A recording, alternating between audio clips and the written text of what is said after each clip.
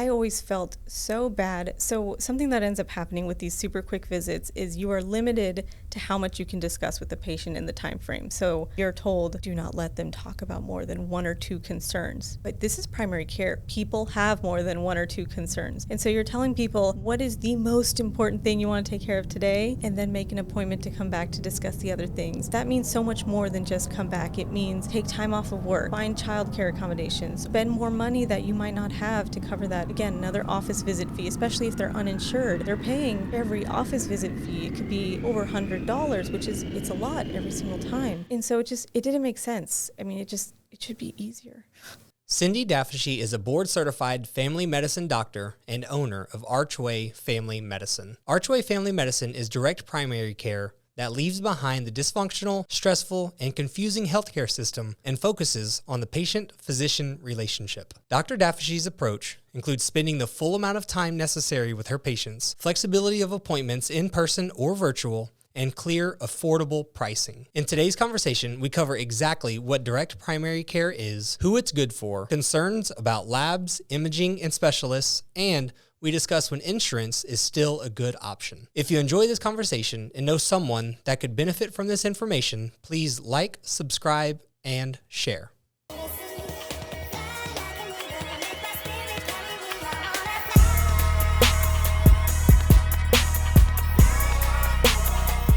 Welcome to Only the Greatest Podcast. If you're feeling stuck and unsure what to do next in your fitness journey, we might be what you're looking for. My name is Philip. I own and operate OTG Fitness, which is a private personal training gym on the south side of Houston in Webster. I do this podcast every week with my best friend, Daryl. We've been friends since third grade and working out together ever since. Also joining us today will be Sean. He's the one that makes this podcast not only sound great, but look good as well. Our goal here is to help Houston make its way up the ladder of health and fitness. So if you're in the Houston area and ready to become the greatest version of yourself, be sure to like and subscribe on your favorite podcast platform.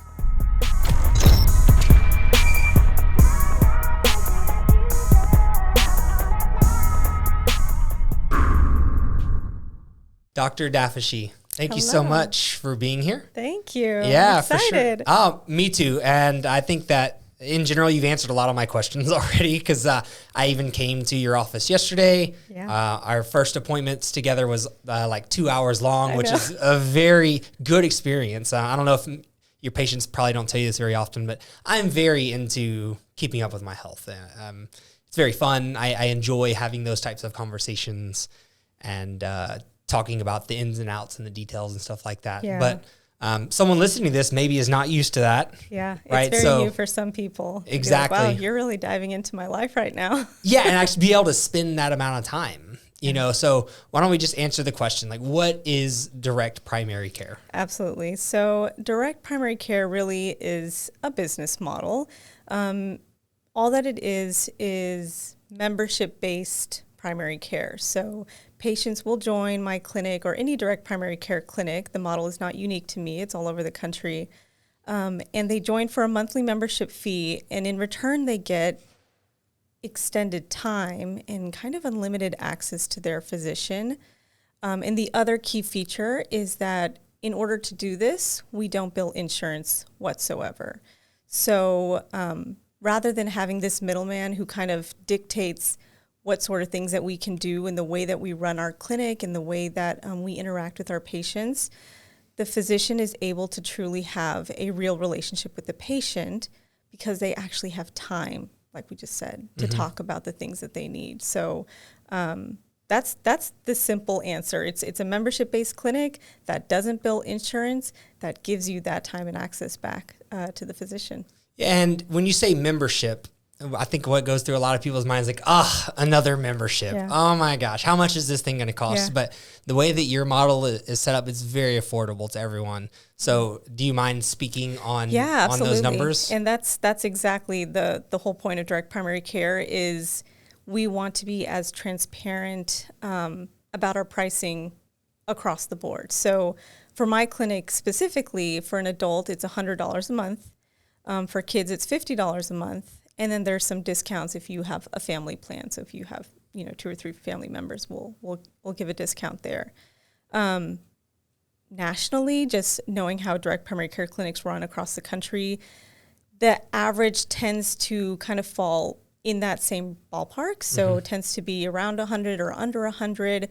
Certain states may have a much lower fee. So there's certain states, like I know Kansas tends to have a lot of monthly memberships that are more like $50, $60. So it really might depend on where you are. But in general, they seem to run closer to the 100 range. Really, when you start to reach above 100, you start to creep into what's called concierge medicine, which is very similar. And it's a good way to describe the level of care that we're providing our patient. It is concierge. It's very personalized. It's one-on-one, a lot of time and a lot of attention.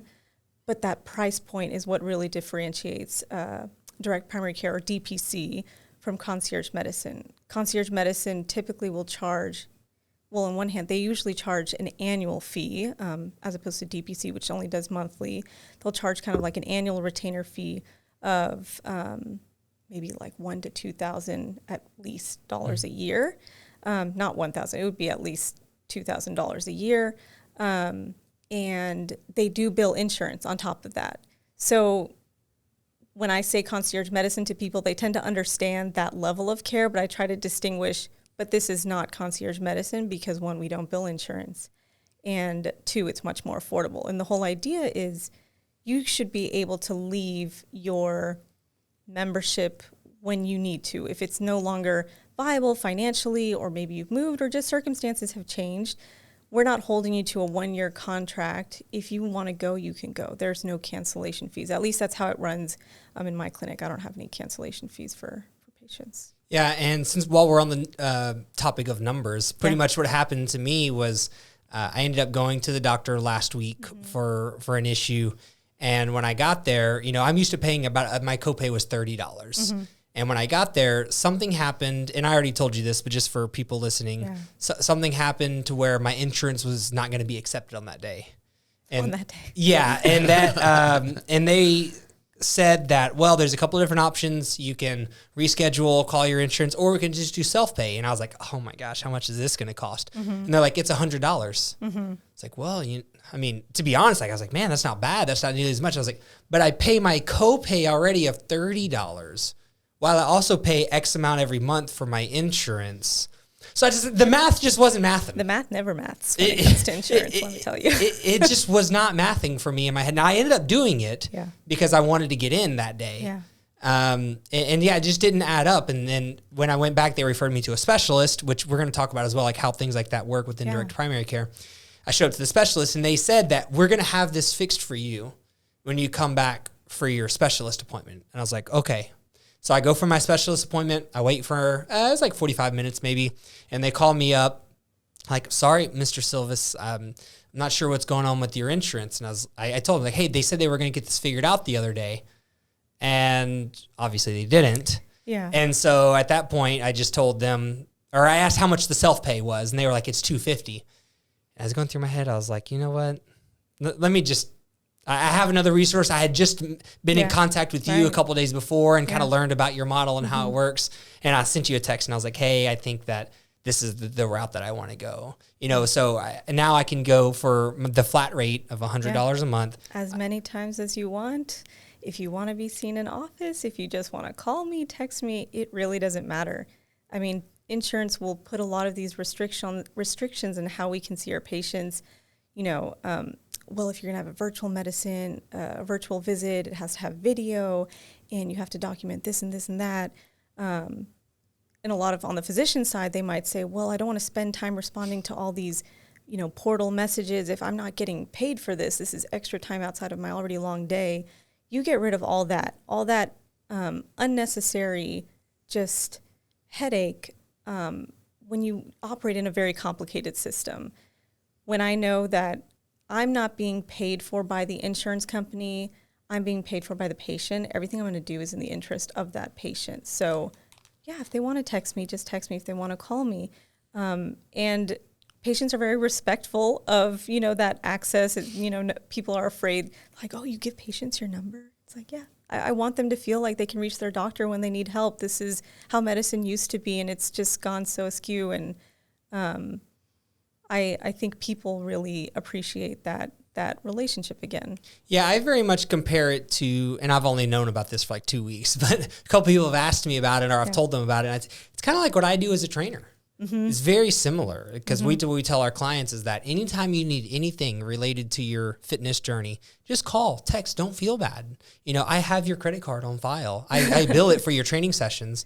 I'm telling you all this other stuff I will do for you for free. You just have to ask. Yeah. So it's kind of very similar. Yeah. It's just about having that relationship and making the patient, or for us, like the client, feel comfortable enough to be able to ask those questions and put them in a position to where they can. Yeah, I think especially when it comes to healthcare, people are so used to being nickel and dimed for every little thing left and right when it comes to their health, that it's actually hard for people to comprehend this model sometimes, and they just don't understand that you could get so much and that the physician wants to do all these things. This is why they went into medicine. It's not an easy route. It takes a long time. They've invested a good deal of their life and had many sacrifices for this very purpose, to help people. And so when they're given the opportunity to do it in the way that they had always envisioned, they're going to be more than willing to answer that text and answer that phone call. For sure. And to help someone overcome that fear of like nickel and diming, let's talk about the cost of like the labs, the imaging. I feel like for me, this is something that I was really worried about when I first heard about this and we were kind of talking. I was like, man, what if I need something? What if I need x-rays? What if I need this? What if I need blood work? What if I need to see a specialist? Can we let's start with the labs, right? And then we can go into the imaging, and then we can go into the specialist and talk about how each one of those things work. Yeah, so for labs, at least with my clinic, so I have a relationship with 2 local labs in the area. One in particular happens to be next door to my clinic, which is very convenient. So patients are able to use that lab. They can just hop on over right after our visit. And the way that we've basically negotiated our lab rates is, rather than the lab billing the patient, they bill me. It's a more direct route. They know that they're going to get paid. They're billing a physician's office. So they give me a deep, deep discount. And I just pass that saving on to the patient, and I bill them the lab through their membership account at that rate that they've given me. So as an example, and if we're just thinking of like a self-pay patient, someone who's not using insurance to pay for labs, I had a patient who had their complete lab workup at one of the major labs in Houston, and they said they paid, I think, about $150 for really a general annual set of labs. And I asked them what labs they had done. And I said, man, if you had done it here in my office, that would have been $19. That's crazy. Because that's how much labs actually cost. There's so much upcharging that's done. I mean, it's just extraordinary. I like literally at every step of healthcare when it comes to drugs and labs and imaging, everything, prices have just kind of gone off the rail. So these are the real prices of labs. Each individual lab, the common labs, really shouldn't cost more than $5 each. So I am able to give patients the true value of these labs, and they only pay that actual value. And it ends up being, for those who do have insurance, because I see patients with insurance as well, they can use their insurance to pay for their labs if they want. But often the copay that they need to do for labs ends up being more than if they had just paid cash. So why not just pay cash? It saves you money, and you're not using your insurance for another claim that's just going to add more billing, unnecessary fees, and surprise bills later. That's a whole other topic you could go into, which is how we use insurance in this country. But yeah, that's how labs work, at least in my clinic. So patients, they hop over, they get their labs done. They don't actually exchange any money there at the lab. It just gets billed directly from my account, and they'll get it at that discounted price. Would you say that people are scared to not use their insurance sometimes? Oh, yeah. Yeah, that's kind of how I felt, to be honest with you. I was like, because you pay so much money. Yeah, I'm scared, not only from a perspective of how much it could cost, but also like, is it real? That's I don't take offense to this, but I'm just like, is that real? Like I'm skeptical that it's even real. Is this It almost sounds too good to be true. That's right. Yeah. Because we're just told like spending $20 at the doctor to me sounds like just unreal. Like it is, like Phil just said, like that's crazy. Yeah, we think that it should cost so much, and I'm not Mr. Conspiracy or anything like that, and I don't know if you are, but a lot of people think that it's all like rigged or whatever against us for certain reasons, and I don't know if any of those things are true, but for whatever reason, we think that medical care should be expensive. It's just how we feel. Yeah. And maybe because we relate expensive to quality. Could that be why? This is a very interesting topic, that there's this conception that, so if I'm deciding between specialist A, B, and C, and one's $500, one's $5,000, and one's $50,000, like, well, man, that what's he doing? Because clearly he must be a specialist, or super specialist, extra training. There is this idea that if you're paying more, you must be getting a higher quality of care. And that is just absolutely not the situation. We price shop in every other industry except for healthcare. And people don't like using that term price shop with healthcare. They're like, but I don't want cheap. I don't want something that's going to be compromising my health. This is my livelihood. But price shopping doesn't have to mean they're looking for the cheapest. Yeah, you're not. So, a cardiologist who's doing an EKG in one office is probably going to do the same thing as a cardiologist who's doing an EKG in another office. That act, maybe the experience plays a little bit into their ability to read the nuances in an EKG. Then maybe they can charge a little bit more, but it shouldn't be 10, 25 fold, increase. The market price. Right. So there's an interesting discussion to be had about the way we price things. When it comes to primary care, though, primary care should not be expensive. I can understand for specialists, like I mentioned, the cardiologists. I can understand for people who have gone under, they do very highly specialized procedures, surgeries. They've received additional years of, highly specific training in some sort of topic. They deserve to be paid more because of that experience, that training. But primary care is meant to tackle the everyday, the common, the broad, the general stuff, and that should not be expensive. It should not be a barrier for people to receive care. Yeah, and one thing I'm thinking about, kind of as you're saying that, is a real specialist has a limited number of patients that they could see as well. So it should cost more because their pool of possible patients is much smaller. Mm-hmm. But in a situation like primary care, the pool is the whole world. Yeah, and it's actually, it's interesting. Yeah, yes. So the anyone could be a primary care patient. Exactly. Everyone should have a primary care. That's pretty much what I'm saying, yeah. Yeah. What is interesting that ends up happening, though, in the real world is primary care doctors are so strapped for time.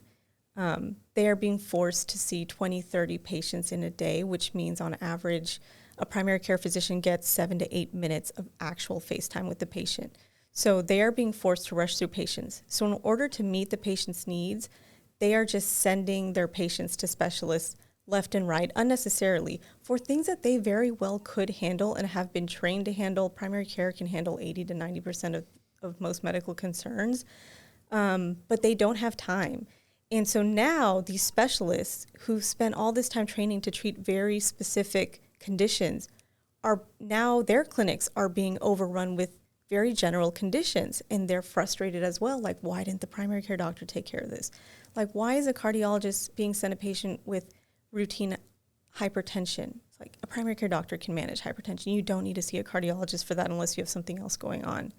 And that happens across every specialty. That primary care has become like a referral mill where we just send people out to the specialist, and people have kind of come to expect that I just go to a primary care doctor to get a referral. That is their role, and they are trained in so much more. They just don't have time, and that's what direct primary care does. It gives that time back. I will admit that was very much me, and anyone listening to this maybe feel the same way. But, and I think I told you this, whenever I went to the doctor last week, they asked, what are you here for? Like the receptionist asks me, hey, what are you here for? I said, I'm here to get a referral to XYZ. I just thought that's what I was doing. I didn't, it's not, I didn't know. I literally thought that was the purpose of going. Yeah. And I mean, it's not your fault. Right. That is what our healthcare system has become.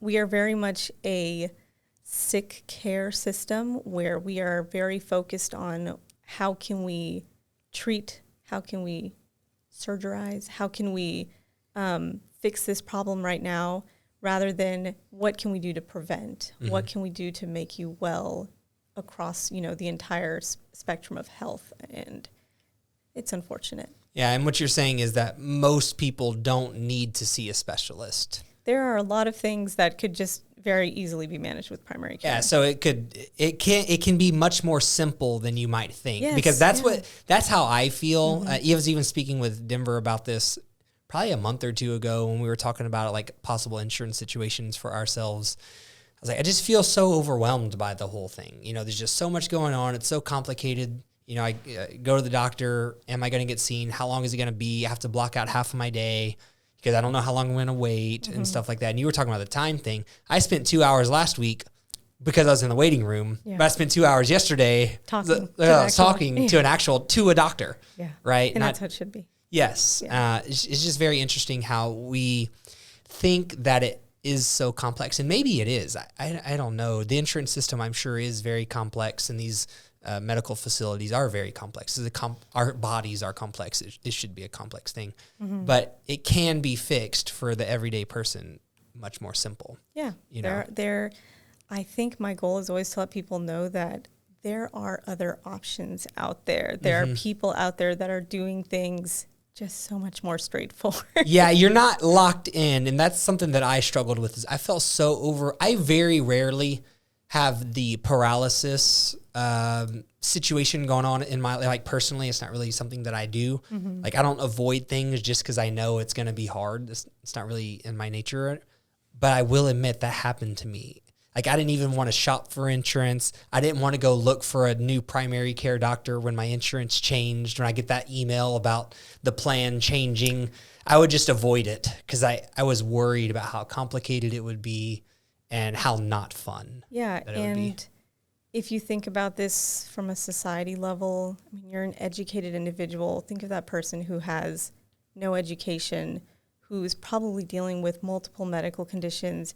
How can they navigate this complicated system and know deadlines and forms and paperwork documentation that they're supposed to bring, and how do they understand the nuances between the different plans? It's impossible for a huge subset of our population, of the country. Yeah, I do agree with that, and I never really thought about it that way. I know we got a little bit off topic with the price thing, but I wanted to mention one more thing about the time spent. You mentioned that primary care doctors on average see how many patients per day?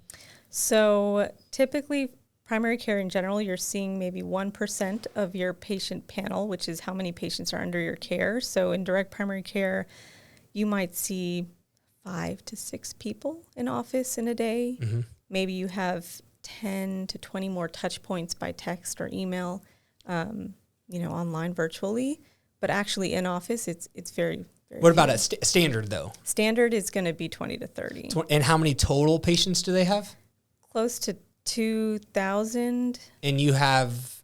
More like 450 to 600 is the goal. I'm personally not there yet, but that's the target. Your goal is to get to 400 to 600, right? So much smaller percentage, but because you're billing the patient directly, still gives you everything that you need for your office and your business, but you have more time with them because you're doing it directly with them versus an insurance situation. Yeah, so I see less patients so that I can give each one more time. To me, this is the much better alternative than being so burnt out in the traditional system that I leave medicine altogether, and now you've just lost a whole physician from the physician workforce. Do you see that a lot? Is that happening? Oh, my goodness. I mean, especially in primary care, they are just not just people leaving medicine altogether, but, the suicide rate in physicians, especially in primary care, is higher than you would expect. And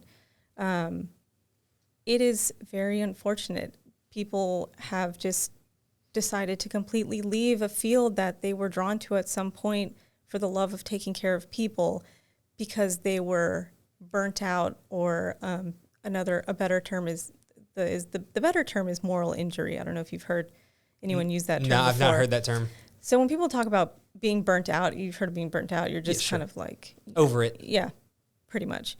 Moral injury is when you're faced with making decisions that go against your moral code. And a lot of times in primary care, because we know what's the absolute best treatment or plan for a patient, but an insurance company or some administrative person says, we can't do that because they need to do X, Y, and Z first, and we're going to delay their care, or you need to fill out this and that paperwork first. It just, over time, it beats down on you in the same way that burnout does. But now you're dealing with this, I have no satisfaction in my job anymore. And that's a huge deterrent for people to continue practicing medicine. Yeah, I could see that. I never thought about it happening to a doctor, but I know that happens in various industries. A lot of medical students or pre-med students, they'll, when they visit doctors, they very excited that they get to experience what medicine's like for the first time, but they always come out saying, why are doctors so jaded? Like, why are they kind of cynical? And they don't really realize they go in with a little bit of, idealism of what medicine is like, and then they talk to these people who've been having to do this day in and day out, and they're so burned out by all the other stuff, not the patient care, not the patients themselves. It is all the admin, the things that are taking them away from patient care, basically, is what it comes down to. Kind of like all the red tape and other things like that. All the red tape, all the referrals. Yeah, there's so many layers to this, but it's a lot of physicians are very disheartened with the profession, and I think direct primary care really has brought a joy back in primary care to people, and by the thousands, people are leaving the traditional system and moving into direct primary care. Doctors or patients? Doctors. And patients both. as well, both, yeah. But the direct primary care movements was very grassroots, and in the last 10 years, every year you just see more and more and more clinics, which is great. I love when more direct primary care clinics open up, because the more direct primary care clinics there are, the more people know about this model, the more options people have, and it's just... it's nice to challenge the system a little bit. Sure. Is that a hard transition for doctors to go from? Oh, good question. Yeah, working in the, I guess, traditional space versus direct primary care. Yeah, some people call the traditional space a fee for service. So every service you provide, there's a fee. So fee for service is the traditional system. It is hard because you have to become much more. So if you're starting your own direct primary care clinic, you have to become much more of an entrepreneur and learn the business side of medicine.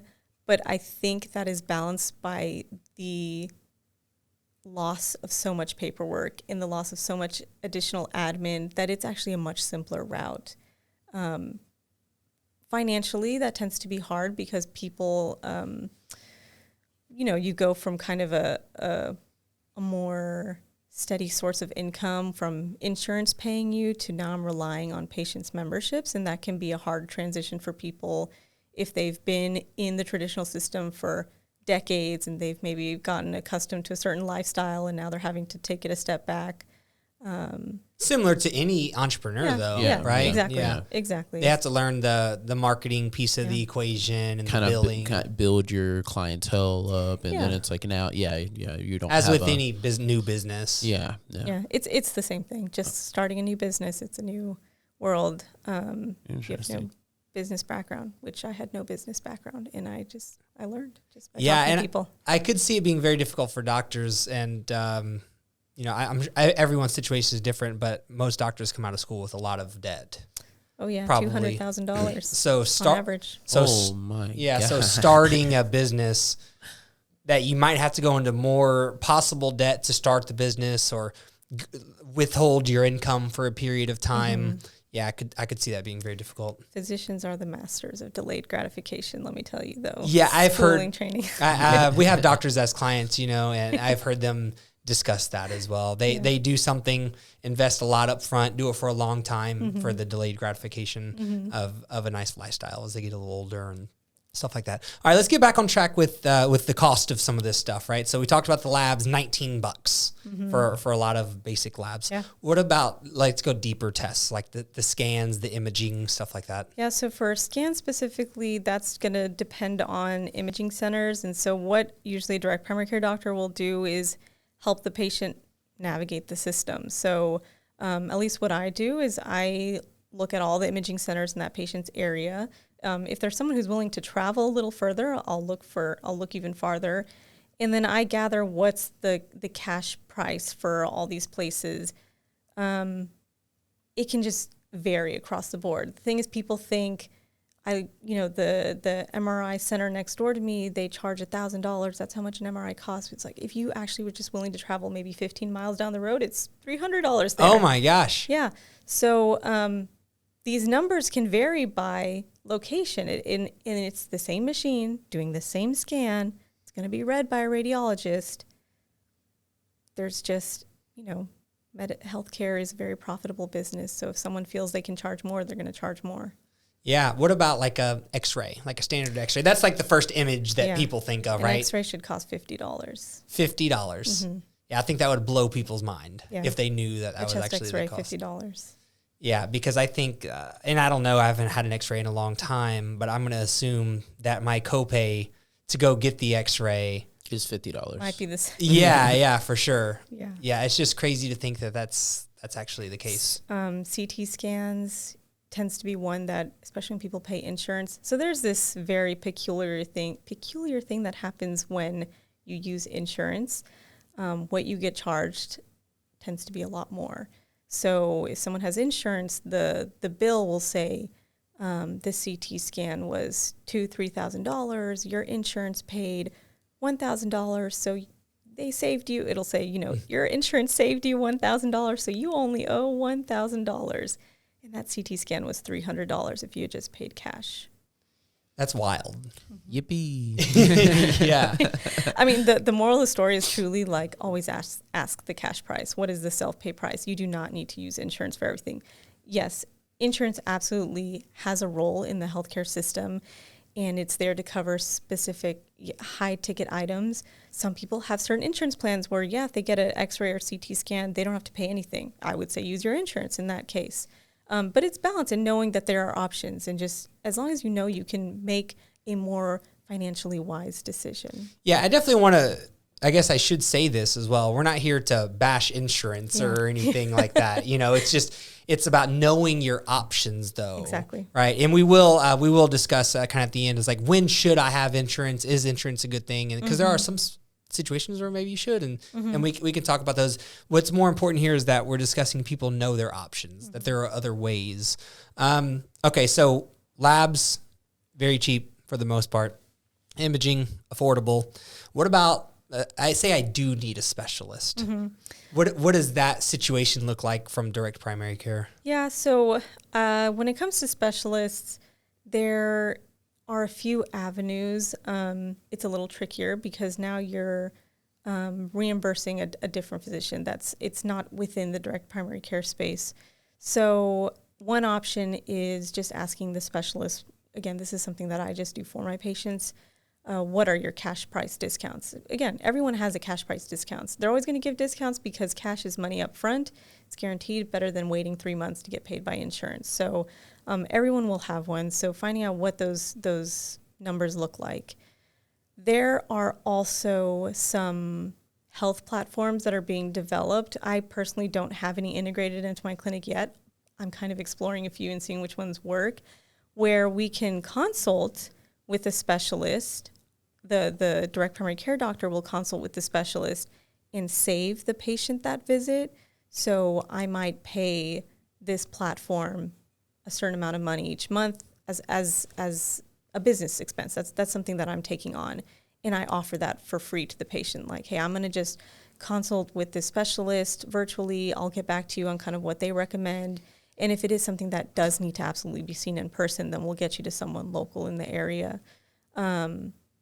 Some direct primary care clinics will have relationships with certain specialists that maybe they offer certain services for free. So, for example, my clinic, I'll do EKGs in my office and I'll have them read for free by a cardiologist. Not every DPC clinic will do that. It just kind of depends on the clinic and kind of their connections or what platforms they have established.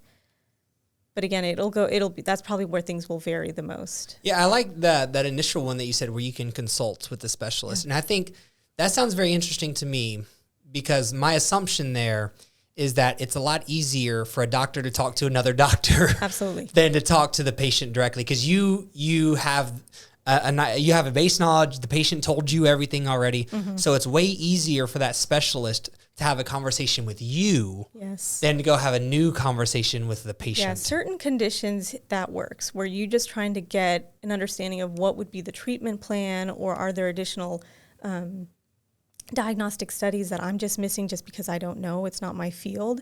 They can kind of help fill in the gaps. Other conditions, it doesn't really work. If someone needs surgery, I mean, you have to see the surgeon in person. There's really no working around that. But medical conditions, it tends to work a little bit better. Someone has a very unusual rash. I can just take a picture of that rash, send it to the dermatologist and have a discussion with them, tell them what was going on, give them all the history. They can tell me what they would try and what they think the patient should try. And and very collaborative. If it doesn't work, then they can go to the specialist on their own.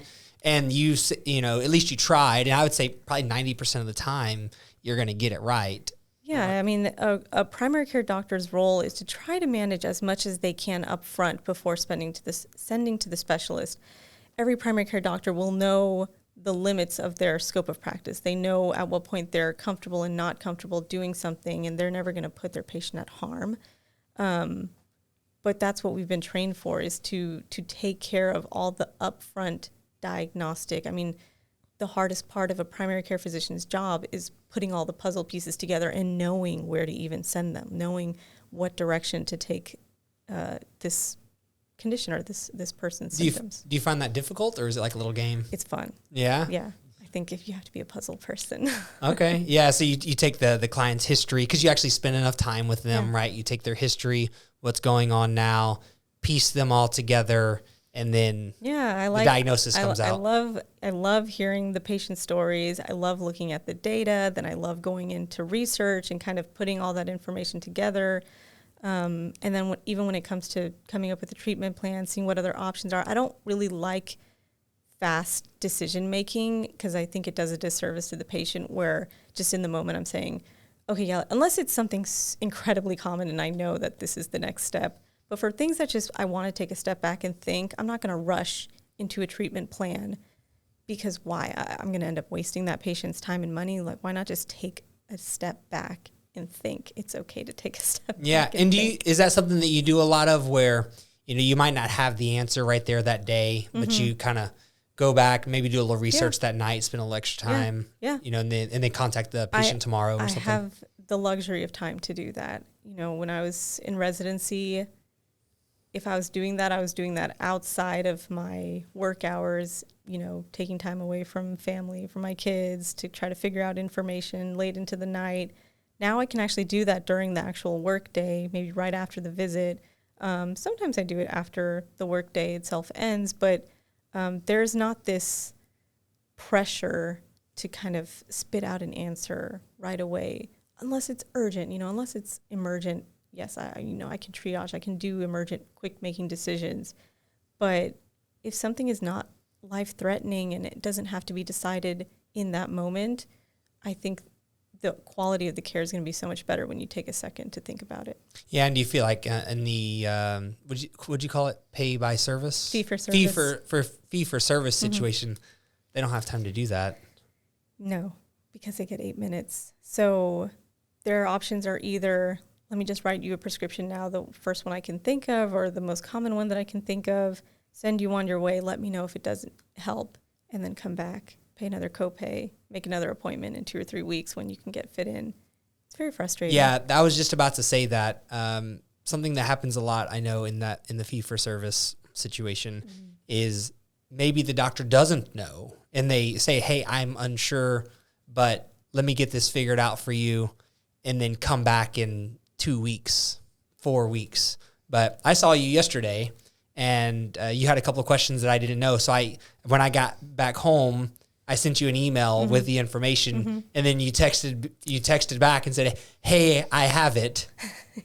Can you call me? And it was like right there within 24 hours. Yeah. I don't have to make another appointment. I don't have to squeeze myself in. Yeah. I don't have to take another half a day off work. Yeah. Or anything like that. That's the biggest thing is I always felt so bad. So something that ends up happening with these super quick visits is you are limited to how much you can discuss with the patient in the time frame. So you're told, do not let them talk about more than 1 or 2 concerns. But this is primary care. People have more than 1 or 2 concerns. And so you're telling people what is the most important thing you want to take care of today, and then make an appointment to come back to discuss the other things. But what really bothered me is this person, that means so much more than just come back. It means take time off of work or find childcare accommodations or spend more money that you might not have to cover that. Again, another office visit fee, especially if they're uninsured. They're paying every office visit fee. It could be over $100, which it's a lot every single time. And so it didn't make sense. I mean, it should be easier.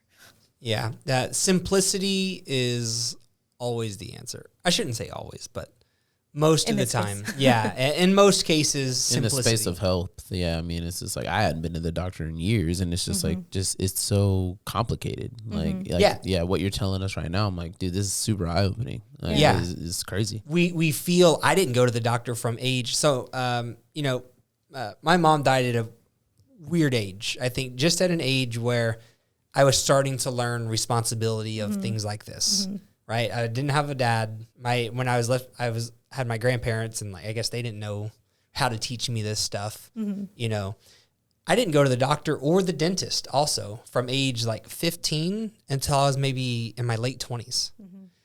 And I'm back on track now because, I figured it all out. But yeah, that was a long time where I didn't go to the doctor. And honestly, not going to the doctor wasn't as big a deal for me because I'm pretty healthy and everything. It's really I didn't go to the dentist.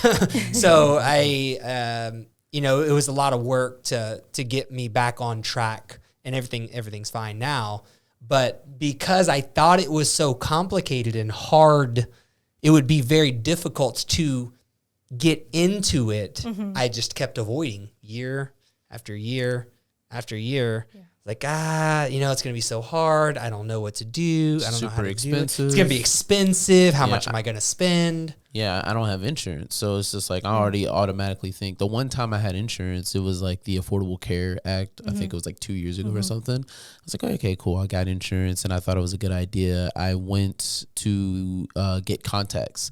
I was like, all right, it was $80. It was still super expensive, I think, for contacts. I was like, geez, man, I thought I had insurance. For one, I couldn't just go anywhere. I had to go where I was covered or whatever. So I was like, okay. And then I get my income taxes back, and it took another $600. And I was just like, hello? What's going on here? I was like, you know what? I don't think insurance is for me, man. So I've just been paying out of pocket for vision stuff right now. But I haven't been to the doctor or the dentist in a long time myself. Yeah. Eye care and dental care are usually not worth insurance for sure. Is that accurate? I've heard that. I don't have either of those. I do a cash-based situation in those. So most basic insurance plans, they don't include dental and vision. You usually have to buy that as a separate add-on. Or if you're getting your insurance from an employer, then it'll be part of your benefits package maybe, which is very weird, right? Why are the eyes and the teeth not included? Covered, yeah. Yeah, it is weird. So important. Yeah. So it is very common for that particular age range, the just out of high school. Early adults. Early adulthood. It's just not a priority. You kind of have a feeling of invincibility. Preventative care is not really on the top of your list of priorities.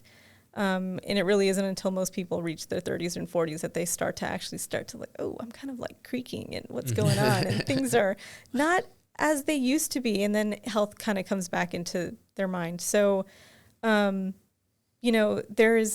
people will often have this idea, kind of what you just said, which was, I thought I had insurance. And they feel that because they have insurance, everything will be taken care of. And it is just not the case. Insurance there is so much you have to pay up front before insurance even kicks in. And really the way insurance should be used is for those high ticket needs. But all these maintenance costs for our body are too expensive. And that's where things really need to change, is the everyday common, the primary care, the dental, the contacts, these things, these prices need to come down because these are very basic health needs. And that should not be a barrier, like I said before, barrier to care. A lot of people in direct primary care will compare health insurance to car insurance and say, with car insurance, you never use it to pay for the flat tire or to pay for your gas, the tune-ups, your oil change. But we expect health insurance to be used that way. Health insurance is not the person providing care. Health insurance is simply a financial tool to cover the risk of an expensive medical bill. But our country has really become so focused on health insurance needs to pay for all of healthcare because healthcare has just gotten too expensive. And really the problem is, why is everything so expensive?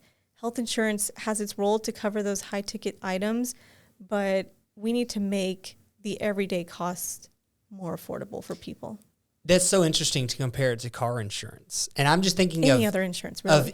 Yeah, that's what I was about to say. Truly. Any insurance is a financial tool. Yeah. It's not a health tool. Yeah. It's a financial tool. They're not taking care of you. Yeah. It's very, very interesting. If we think about life insurance, mm-hmm. it does nothing, absolutely nothing other than peace of mind, mm-hmm. which is very important as well, until obviously that day, and then it kicks in. Same with car insurance. Everyone hates car insurance. Let's just be honest, because you pay it and you feel like it's not doing you anything because you never use it until you need it. And then you're like, oh. Homeowners insurance. Homeowners insurance, never use it. That's what insurance is. Insurance is. But health insurance, we got to have it to do anything. Yeah. Got to have it to do anything. Got to have it to walk in the door. Yeah. Yeah. It's like your admission ticket. Yeah, that's so frustrating when people can't even get seen because they don't have insurance. That's almost what happened to me. Yeah. But fortunately, I'm in a financial position where I could pay the fee to see the doctor for that day. Yeah. Well, let's talk about when people should have insurance. You said for high ticket items. Tell me what you mean by that. Are we talking about cancer? Or are we talking about a car wreck? What's going on? If someone is sick, should they have insurance? Let's kind of dive into those types of things. So I really feel like everyone should have coverage. And I'm going to very specifically or very intentionally use the word coverage here. And I'll say why in a second. But everyone should have some sort of coverage for emergent situations. Those are things like you get hospitalized, you require surgery, something catastrophic happens in your life that you cannot plan for, that will ultimately result in a very high medical bill. You get cancer and you require cancer care. So coverage is meant to protect you from those unexpected life events. Also, the person who has very complex medical needs or complex or chronic conditions where they know they are high utilizers of the healthcare system. They have to see a lot of doctors. They get a lot of very expensive medications. They require very frequent imaging, whatever it may be. These people really need to have coverage because they're going to have a lot of high medical bills at the end of the day. And the reason I used coverage is because coverage can look like health insurance. And for most people, it does look like health insurance. But there are alternatives out there that do the same thing without being, quote, health insurance. So the most known example are health sharing plans or cost sharing plans, which function very similarly to health insurance. But their main role is we really just cover the high ticket stuff, the catastrophic stuff. We're not here to cover your primary care visit. We're not here to cover, the generic medication that you got prescribed. We're here to cover when you really need us. And in exchange, you pay us much less than you're paying for health insurance. So some people just can't afford health insurance. It's just not there. There are a lot of provisions that were put in place in the Affordable Care Act to try to increase accessibility to people by offering certain subsidies or different types of plans so different income levels could access and pay for health insurance. But still, for some people, it's just not there. Maybe they fall into some sort of coverage gap, or maybe it just doesn't work for them, but a health sharing plan might. And if none of the above you can afford, if you can at least have a doctor that you can see and a direct primary care doctor that you just pay monthly, and that is the absolute best that you can afford at the time, at least you know you have someone that you can turn to when you need. And hopefully they'll help you figure out if something catastrophic does happen. Yeah, I forgot to talk about earlier the prescription, so I'd like to wrap back around to prescription costs. Mm-hmm.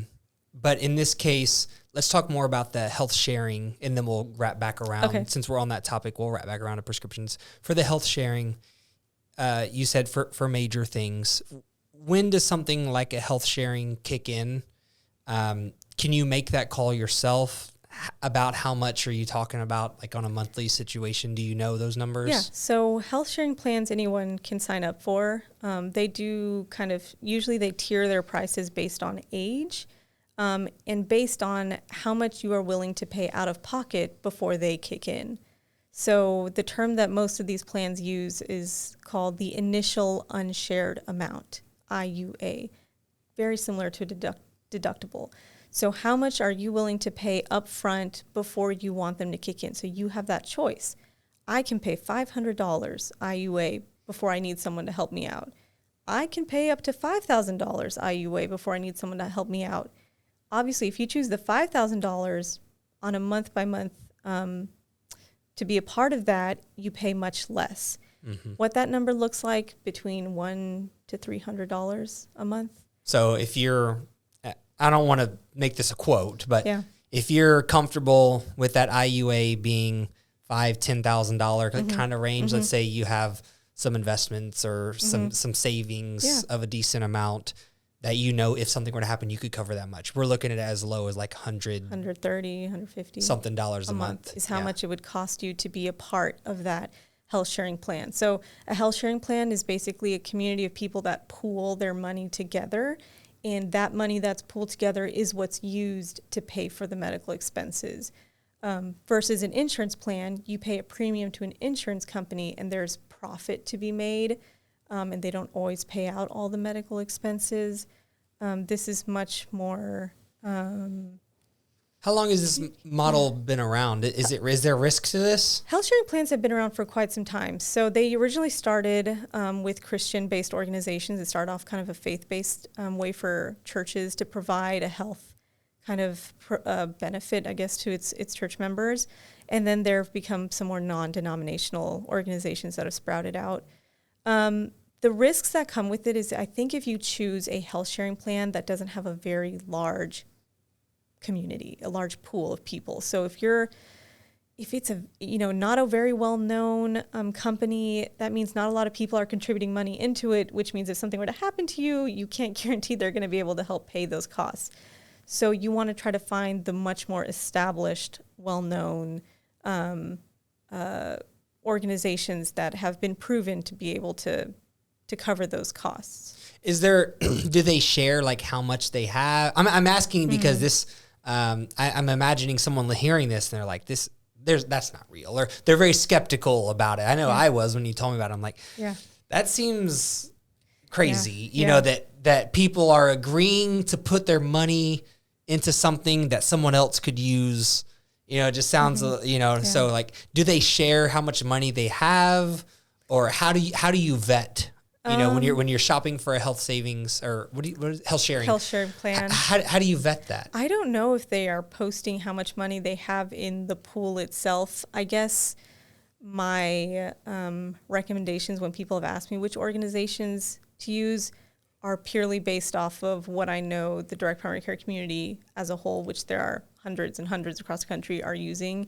There are two whose names tend to pop up the most, which they're Zion Health and Sedera. They tend to be the ones that I hear. The majority of clinics using, that their patients are using, a lot of these clinics will use these organizations themselves as their form of health insurance rather than buying health insurance. And I think when you hear a doctor is saying they're using a health sharing plan rather than insurance themselves, that says something.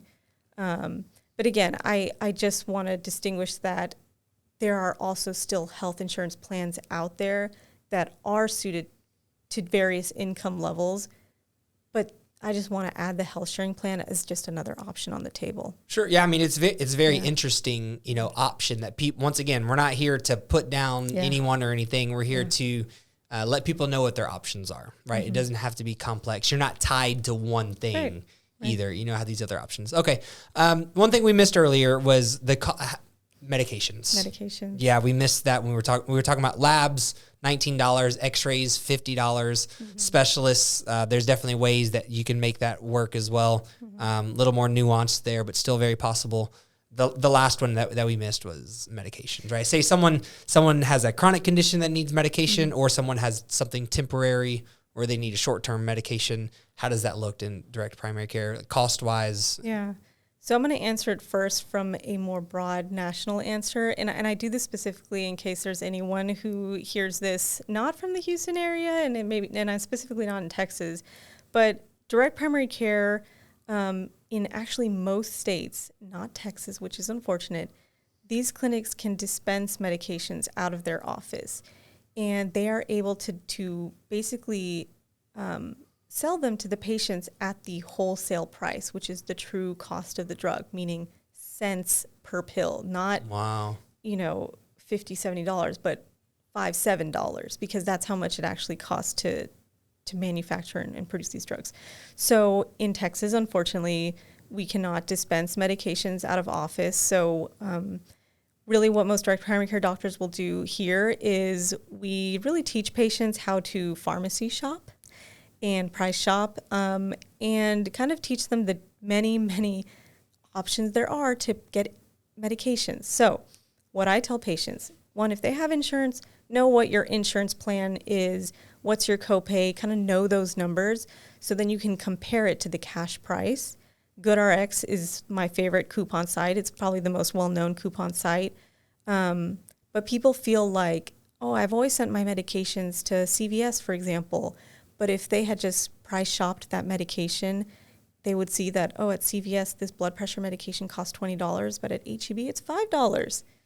Maybe we send your prescription to HEB instead. And sometimes I'll send patients prescriptions if they're willing. If they want to send it all to one place, that's fine. But some people want to save money wherever they can. So I'll send, 2 or 3 to one pharmacy and 2 or 3 to a different pharmacy because it's cheaper there. Every drug can cost differently at different pharmacies. And there are different coupon sites that you can use, and that's my job. At least that's the job I take in my clinic. I can't speak to all direct primary care clinics, but I do this kind of pharmacy price shopping for the patients and say, usually GoodRx tends to be the best coupon, but there are so many other coupon sites out there that can help them pay.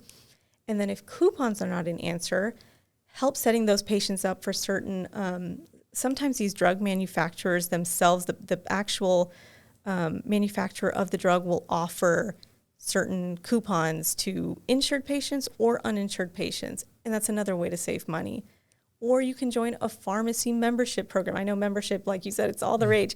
And I think it's because it simplifies things. But if you're someone who takes 10, 20 medications, it might be more affordable for you to just pay $5, $10 a month to Amazon or Mark Cuban's Cost Plus Drugs and get all your medications for free and sent to your house.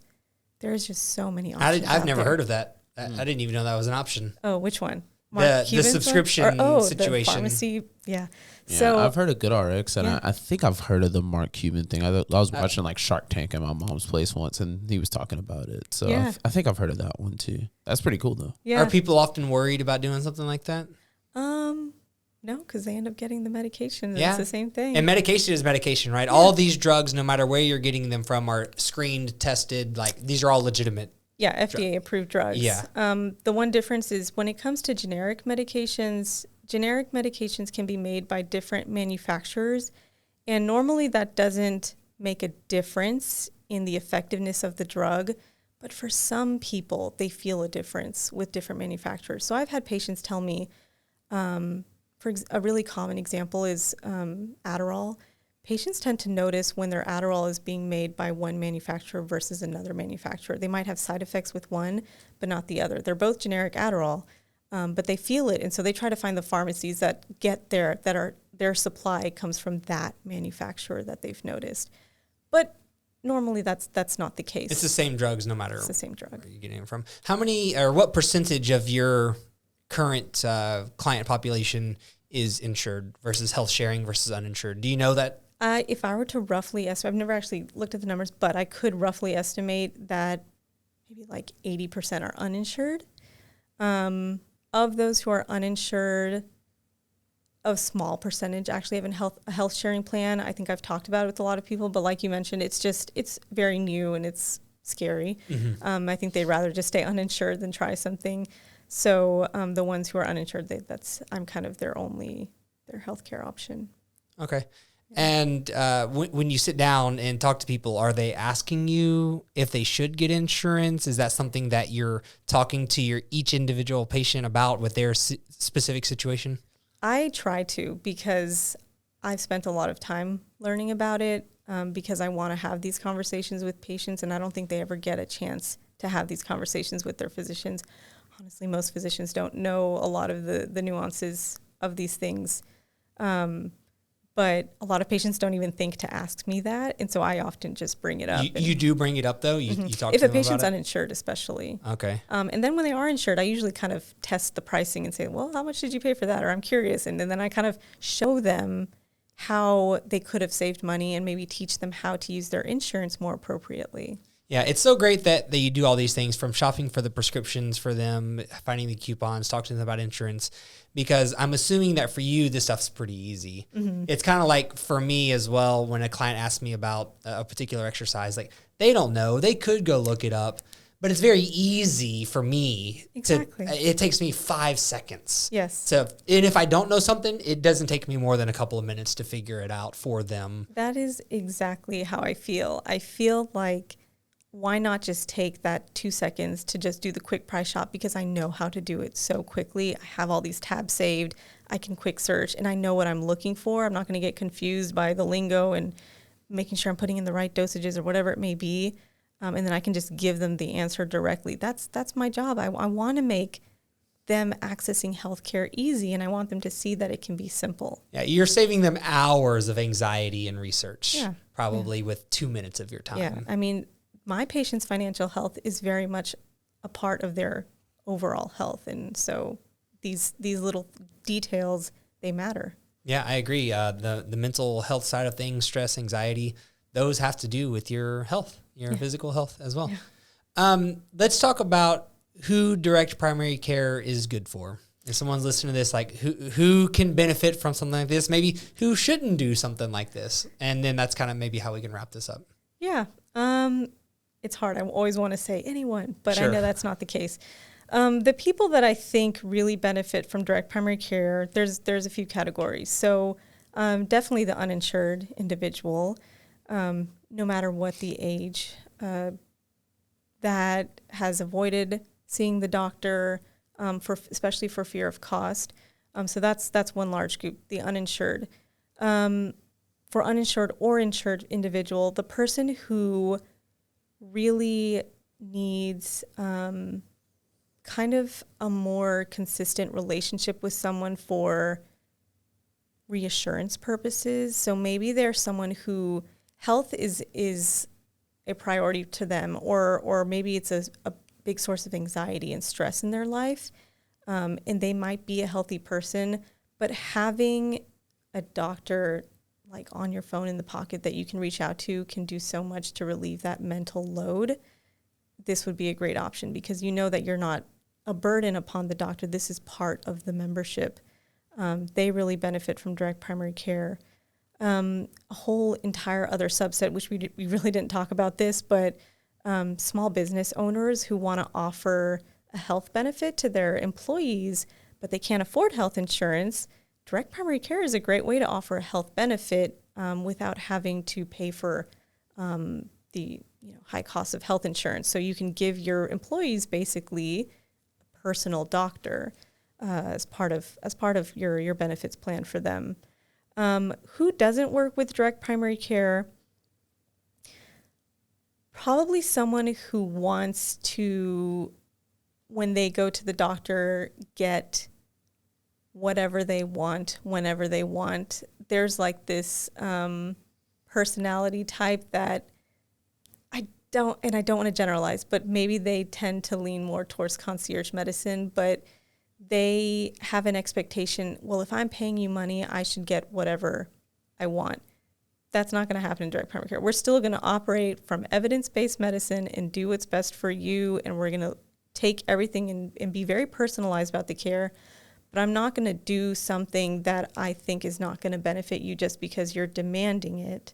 And so I don't think that personality type works really well. I think that person tends to like much more the concierge level, like wants things done here and now right away. Yeah, it's unfortunate that someone takes it upon themselves to just say, hey, I want this, give it to me, versus asking for an opinion. And that's probably a problem in all areas of their life. Yeah. It goes much deeper. Yeah, that's much deeper. But it really is because, I'm not a doctor and I want to pretend to be one, right? I go to the doctor to ask questions and let them figure out what my problem is. Clients come to me for me to help them lose weight and feel better and exercise, right? They're not coming to me and telling me what they want. I mean, sometimes they do. And then, I have had conversations where I kind of flip around. Hey, I understand what you're saying, but how do you think about this? And if they don't agree, then we won't take them as a client. Yeah. At that point, because it's not going to work. Just not a good fit. Yeah. Well, is there anything about direct primary care that we missed that you feel is important? I think we actually covered quite a good deal about it. I think the most important points is that the sole purpose of direct primary care is to be transparent about pricing, to be affordable, and to be accessible. Accessibility, I think, is massive, because going to the doctor and then having to wait 2 weeks or 4 weeks or whatever to go back is a big problem. So...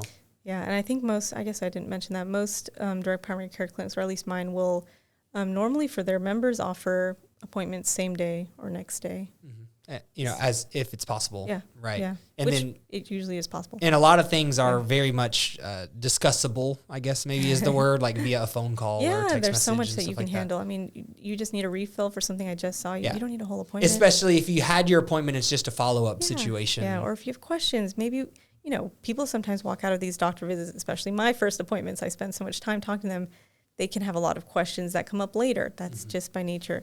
It is okay to text me all your questions, email me your questions, call me about them. We don't have to set a whole, take time off of work and drive over here and all that jazz. Awesome. Sean, do you have any questions? I think we covered it all. Thank you. I think so. Much. Thank you so much for sharing this amazing business model. We see it continuing to grow, right? And I think it's something that's really going to change a lot of people's lives. And I must say that very respectable of you to take on a risk like doing something like this. Like you mentioned earlier, it's very difficult to break away from the traditional system to try to do something like this. It takes a courageous person to do something like that. It's very difficult. Appreciate that. I'm sorry, I did have a question. How did you get started in primary care? Why didn't I ask that question? So it's actually when I was in residency, I learned about the model, and kind of the more and more I read about it, it just was like a light went off that this was the only way to practice medicine. And I opened my clinic right out of residency, so I didn't want to step one foot into the traditional system coming out of training. I knew that this was the only thing I wanted to do. So while I was in residency, any extra time I had, which was not very much, I just kind of did deep dive into learning how to open a practice and learning the ins and outs. And it took a little bit of time after I graduated to just get the clinic up and running, and just went full force. Did any of your peers that you graduated with find that like strange that you were taking that route, or were you Just kind of like, I'm going all in, cannonball. I think a lot of people want to go this route, but they're just not ready. Oh, okay. Yeah. They're worried it won't work, or they're worried? No, I think they are just, it's the fear of the unknown. A fear of it's the fear of the unknown. When it comes to student debt and the loans and knowing you could get, X amount of money and knowing you're going to have this stable income versus a risk of having to build your own income, it's scary. It's very much understandable. A lot of my co-residents or my friends would tell me, I think I want to just practice for a few years to save up money and then go into direct primary care. So it's an ultimate goal for a lot of them. And that's fine. Yeah, because they know that going to the traditional system, they're going to make money. It's so sad how many of my co-residents lament their jobs just within, a year of practice, a year of leaving residency, and they barely started and they already don't like their jobs. I know that this is probably a tangent for a whole nother episode, but do you think that the cost of just the schooling for the medical field is just way too expensive to where it almost forces you into, it's like, I got to do this. I have to work the residency. There is something very wrong with the price of medical education. Texas itself has one of the most affordable medical schools in the country, by far. But yes, it's a huge burden, and it doesn't necessarily completely dictate the way that people choose their specialties, but it definitely has a role in what specialties people choose, because there is not really an incentive to go into primary care because it's the lowest paying field. People want to go into all these higher paying specialties because they pay more, because they have a lot of loans they want to pay off. So now you have even less people entering the primary care force. So there needs to be so much work to be done with how much medical education costs, what incentives are out there for people to go into primary care and serving underserved areas and underinsured and uninsured people in rural areas. This is a whole other topic that I could go into. I felt like it was a little bit of a rabbit hole, but I can see that, because now I'm thinking about what if, do you think that it's possible, maybe last question, maybe not. Do you think that it's possible in like medical school? And I don't know anything about this stuff, right? So just me thinking, do you think that it's possible in medical school that they include a piece of how to run your own practice? Like, is that something that would ever happen? I wish. I think there has been such a shift, though, in healthcare. This is a whole other topic of the number of independent private practices and the number of employed physicians, meaning people who are owned by health systems or hospital systems, has completely flipped. We used to be a country of independent private practice owned by physicians. They ran their own businesses, and now we are like 70% employed by big corporations who've just gobbled each other up, which rises prices in so many ways. And there is no incentive for people to break out on their own. People are like, why would you do that? You're so brave. Because they fear, like, you must be spending so much money to run your business. It's not the case for direct primary care. It's so simple in our model. I don't need a fancy clinic. I don't need marble countertops. I don't need a chandelier. I don't need 5 people in my billing office because I don't bill insurance. I just don't need all that. You don't need a stuff. Receptionist and all this kind of. We keep everything simple at every level of the business. So that's why it's not as difficult. But to answer your question, it would be great if they talked about the business side of medicine. I teach a class to undergraduate students on this entire topic of how the healthcare system functions, because I know a good majority of them are pre-med, and I want them to know the reality of healthcare before they start medical school. That's a tough one. So maybe we'll save that one for another day. We'll do that on the run back. For sure. Well, thank you so much. Absolutely. If someone's interested in direct primary care and they're in the Houston area, how do they get a hold of you? Yeah, so probably the easiest is to visit my website. So my clinic is called Archway Family Medicine. The website is archwayfamilymed.com.